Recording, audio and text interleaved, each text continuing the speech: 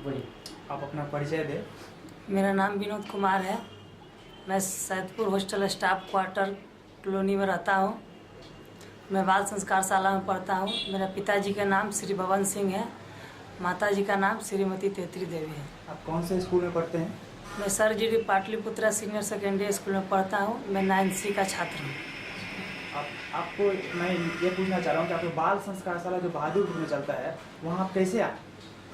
मैं पहले दूसरे जगह ट्यूशन पढ़ता था, फिर उसके बाद मुझे पता चला कि बगल में एक बाल संस्कार खुला है, बाल संस्कार शाला खुला है, जहाँ बच्चों को बताया जाता है कि अपने लक्ष्य को किस तरह से अपने जीवन में लक्ष्य तक पहुँच सकते हैं। तो हमें भी लगा कि यहाँ चलना चाहिए, जिससे कि हमारा भी कुछ अच्छा हो सके और मैं भी अपने जीवन में कुछ बन सकूं।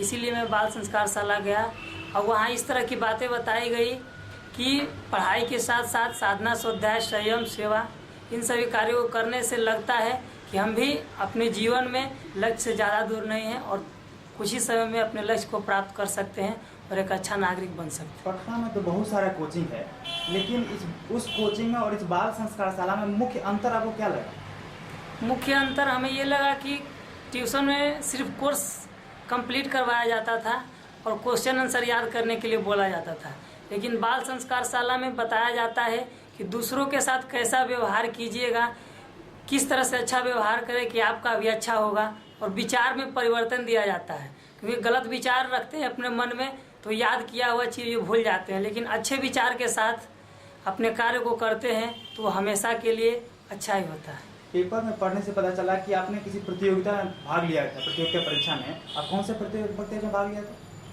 युवाओं में एकाग्रता स्वामी जी, ये प्रतियोगिता का नाम था, जो श्री कृष्ण विज्ञान केंद्र में आयोजित किया गया था। उसमें मैं भी भाग लिया था, अपने स्कूल से चुनकर वहाँ गया था। वहाँ पटना जिला के विभिन्न स्कूलों के छात्र आए थे, जिनमें हम भी शामिल थे।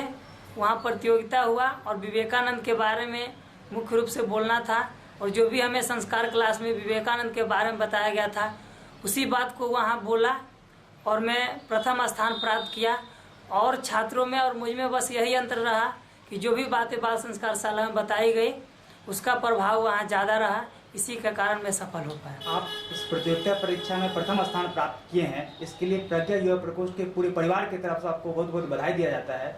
और आपने जो भी आपके साथी हैं, है ना, जो आपके साथ पढ़ते हैं, क्या उसको चाहेंगे कि अपने बाल संस्कार शाला पढ़ने के लिए उसको लाएं? हाँ, 2 दोस्त को लाए हैं अभी तक। अच्छा। और कोशिश कर रहे हैं कि जो भी हमारे पहले छात्र से जो ट्यूशन में थे उनको भी बाल संस्कार शाला में लाने का प्रयास करते हैं। अभी तो कुछ ही आए हैं, लेकिन उनको अपने विचार से बताते हैं कि बाल संस्कार शाला में बहुत सारी अच्छी अच्छी बातें बताई जाती है। तो वो लोग भी कहते हैं कि मैं बाल संस्कार शाला नहीं पढ़ूंगा, वहाँ बहुत सारे चीज़ करने के लिए बतलाया जाता है, साधना, स्वाध्याय, संयम, ये सब करने से मेरा कोर्स पीछे हो जाएगा। इसीलिए कुछ दोस्त अभी बाल संस्कार शाला नहीं आए हैं, लेकिन जिन्होंने मेरी बातों को ध्यानपूर्वक सुना, उन्हें लगा कि यहाँ चलकर मेरा कुछ अच्छा हो सकता है, वो बाल संस्कार शाला में आए हैं और अपनी पढ़ाई कर रहे हैं। अच्छा, आप अपने जीवन में क्या बनना चाहते हैं? आपका मुख्य उद्देश्य क्या है? आपका जीवन का मुख्य उद्देश्य? मेरा मुख्य उद्देश्य है कि मैं एक IAS अफसर बनूं।